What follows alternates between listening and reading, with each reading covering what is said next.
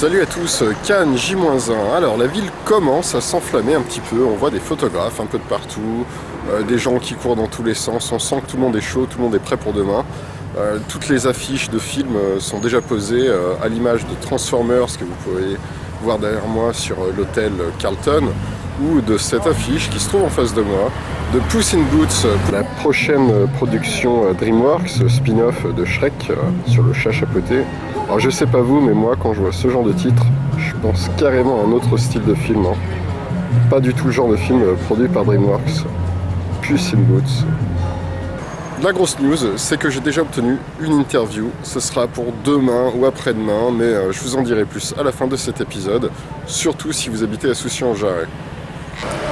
Cannes, ce n'est donc pas que de la plage, c'est aussi le cinéma, et la chose qui est très appréciable sur ce genre d'événement, c'est de pouvoir voir des films sans savoir de quoi ils vont parler, de profiter d'une certaine fraîcheur, d'un élément de surprise, dont on ne peut plus profiter justement sur le circuit traditionnel, tant on sait à l'avance ce qu'il va se passer par le biais des bandes annonces ou des affiches.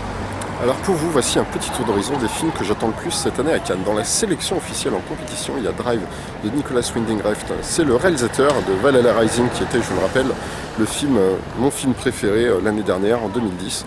Donc j'attends Drive avec une certaine impatience. Sélection officielle toujours, 3 films hors compétition. Le complexe du castor de Jodie Foster avec Mel Gibson. Pirates des Caraïbes 4 de Rob Marshall. Alors oui, ça surprend tout le monde, Pirates des Caraïbes. Autant je trouvais que le 2e et 3e épisode étaient des merdes infâmes, que là, Rob Marshall peut rehausser le niveau de la série, dont on n'attend plus grand chose, il est vrai. Et le dernier film, Midnight in Paris, Minuit à Paris de Woody Allen avec Owen Wilson, qui fera l'ouverture demain du festival, ouverture à laquelle je compte bien assister. Peut-être une petite surprise, car je suis assez impatient de voir ce que peut donner la ville de Paris avec Woody. Londres et Barcelone lui avaient déjà réussi, donc on lui souhaite la même chose pour Paris.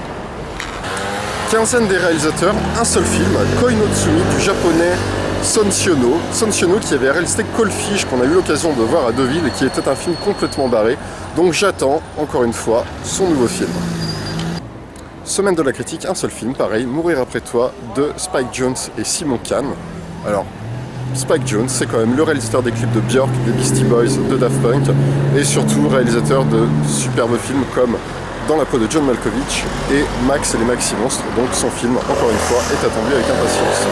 La compétition Un certain regard, en dehors de Restless de Gus Van Sant, c'est un trio coréen qui m'intéresse cette année. Tout d'abord, Harry Rang de Kim Ki-duk, puis The Day He Arrives de Hong Sang-soo. Hong Sang-soo qui commence à devenir l'un de mes réalisateurs coréens favoris depuis le dernier festival de Deauville. Et surtout The Murderer de Nang Hong-jin, qui est le réalisateur de The Chaser. The Chaser, c'est tout simplement l'un des meilleurs polars de ces 10 dernières années, et peut-être le meilleur film coréen, malgré le fait que je sois un très grand fan de Park Chan-wook. Donc j'attends The Murderer avec une grande impatience, une fois de plus.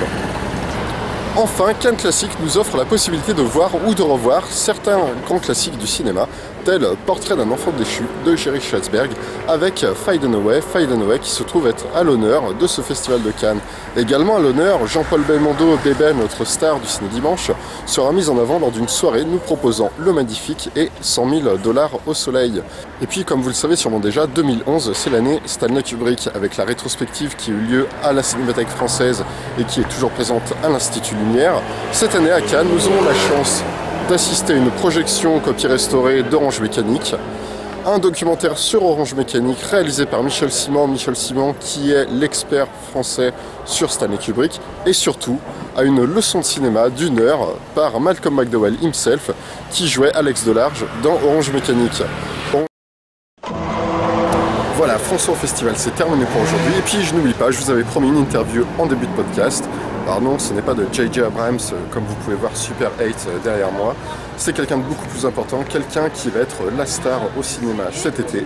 Je veux bien entendu parler de Lightning McQueen, de Cars 2, donc Tristan et Virgile. Il ne vous reste plus que 3 ou 4 dodos avant de pouvoir avoir l'interview de votre voiture préférée.